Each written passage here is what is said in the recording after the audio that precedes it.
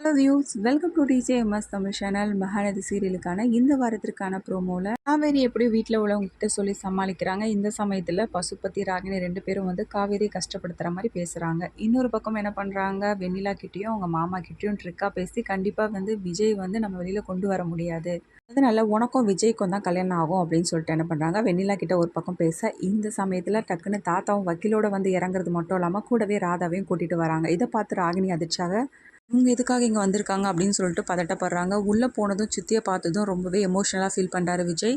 நீ எதுக்காக இங்கே வந்த அப்படின்னு சொல்லிட்டு அன்பரசு வந்து கேள்வி கேட்க, நான் தான் உங்களை பார்த்து கேள்வி கேட்கணும், என்ன காரியம் பண்ணி வச்சிருக்கீங்க அப்படின்னு சொல்லிட்டு அன்பரசை பார்த்து திட்ட ஆரம்பிக்கிறாங்க. அதுக்காக விஜய் மேலே இப்படி ஒரு கம்ப்ளைண்ட்டை கொடுத்துருக்கீங்க அப்படின்னு சொல்லிட்டு கேட்க, என்னடி எவ்வளோ பண்ணியிருக்கான் விஜய், அதை விட்டுட்டு அவனுக்காக சப்போர்ட் பண்ணிட்டு வந்து நிற்கிற அப்படின்னு சொல்லிட்டு அன்பரசு கேள்வி கேட்க, எந்த தப்புமே பண்ணல அப்படின்னு சொல்லிட்டு எனக்கு நல்லாவே தெரியுங்க, தேவையில்லாமல் அவன் மேலே கொடுத்த கம்ப்ளைண்ட்டை வாபஸ் வாங்குங்க, இல்லைன்னா இந்த உலகத்தில் இனிமேல் நான் இருக்கவே மாட்டேன் அப்படின்ற மாதிரி அன்பரசு பார்த்து கேட்க, தன்னோட மனைவி தான் முக்கியம் அப்படின்னு சொல்லிட்டு நினச்சிக்கிட்டு என்ன பண்ணுறாங்க, கம்ப்ளைண்ட்டை வந்து வாபஸ் வாங்குறாங்க. இதை பார்த்த பசுபதிக்கு ஒன்றுமே புரியல, என்ன இவன் இப்படி ரிவெஞ்ச் பண்ணிட்டானே அப்படின்னு சொல்லிட்டு யோசிக்கிறாங்க.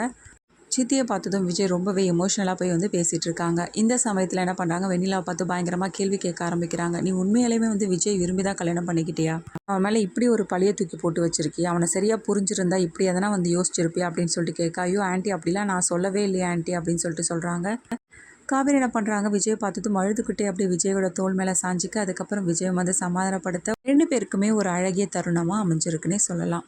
அதுக்கப்புறமா காவேரி வீட்டுக்கு போயிடுறாங்க. நடந்த விஷயத்தை பற்றி வந்து குடும்பத்தில் உள்ளவங்க கேட்க, அதுக்கப்புறம் ஒரு கட்டத்தில் இங்கே தான் போயிட்டு வந்தேன் அப்படின்னு சொல்லிட்டு உண்மையை வந்து ஒத்துக்கிறாங்க. நியாயமான காரணத்தை வந்து சொல்கிறாங்க. இந்த சமயத்திலும் நான் அவர் கூட நிற்கலனா கண்டிப்பாக அந்த வெண்ணிலா வந்து விஜய் என்ன பண்ணியிருப்பாலோ தெரியாது, இதுக்கு வந்து ஒரு நிரபராதி வந்து குற்றவாளி அங்கே நிற்கணும், அதனால தான் நாங்கள் போனோம் அப்படின்ற மாதிரி சொல்கிறாங்க. பக்கம் வீட்டுக்கு போன தாத்தா கிட்ட என்ன பண்ணுறாங்க, நடந்த விஷயத்தை பற்றி வந்து பேசுகிறாரு விஜய். அது மட்டும் இல்லாமல் காவேரி கர்ப்பமாக இருக்காங்க அப்படின்ற விஷயத்தையும் வந்து சொல்லிடுறாரு. இதனால் தாத்தா பயங்கரமாக சந்தோஷப்படுறது மட்டும் இல்லாமல் உடனே என்னோட பேத்தியை இங்கே கூட்டிகிட்டு வரணும் அப்படின்னு சொல்லிட்டு சொல்கிறாரு. ஒரு பக்கம் வந்து பசுபதியோட உண்மையான முகத்தை பற்றி வந்து வெண்ணிலா அறிஞ்சிக்கிறாங்க. அவங்கள வந்து பழி வாங்கணும் அப்படின்ற நோக்கத்தோட நம்மளை வச்சு இந்த ஆள் வந்து கேமை ப்ளே பண்ணியிருக்கான் அப்படின்ற விஷயத்த அறிஞ்சிக்கிட்டு என்ன பண்ணுறாங்க, பசுபதியை பார்த்து பயங்கரமாக கோவப்படுறாங்க வெண்ணிலா. பசுபதி எப்போதுமே பேசுகிற மாதிரி பேச வெண்ணிலாவுக்கு பயங்கர எரிச்சல் ஆகுது. உடனே வந்து ராகினியும் பார்த்து கேள்வி கேட்க ஆரம்பிக்கிறாங்க. மட்டும் என்னம்மா ஒழுங்கானவளா அப்படின்னு சொல்லிட்டு என்ன பண்ணுறாங்க, அப்படியே ரிவெஞ்ச் பண்ணுற மாதிரி வந்து பேசிகிட்டு இருக்காங்க பசுபதி. இது ஒன்றுமே புரியல வெண்ணிலாவும் அவங்க மாமாவுக்கும். தப்பு பண்ணிட்டோமே அப்படின்னு சொல்லிட்டு நினச்சிக்கிட்டு ஃபீல் பண்ணிட்டு இருக்காங்க வெண்ணிலா. இதை அடுத்து தாத்தா சொன்னதன் பேரில் காவேரியை போய் வந்து விஜய் கூப்பிடுறாரா, வீட்டில் உள்ளவங்களுக்கு வந்து காவேரியோட கர்ப்பம் பற்றி வந்து தெரிய வருதா, இப்படி வந்து காவேரியை கூட்டிகிட்டு வந்ததுக்கு அப்புறமா வெண்ணிலாவும் விஜய் பார்த்து மன்னிப்பு கேட்குறாங்களா, இது எல்லாமே தெரிஞ்சுக்கலாம். அதுக்கு மறக்காமல் நம்மளோட சேனலை வந்து சப்ஸ்கிரைப் பண்ணிக்கோங்க. கூடவே இருக்க அந்த பெல் ஐக்கானும் கிளிக் பண்ணிவிடுங்க. அப்போ தான் நான் போடுற அடுத்தடுத்த வீடியோஸ் உங்களுக்கு நோட்டிஃபிகேஷனில் வரும். ஓகே வியூஸ், தேங்க்ஸ் ஃபார் வாட்சிங் திஸ் வீடியோ.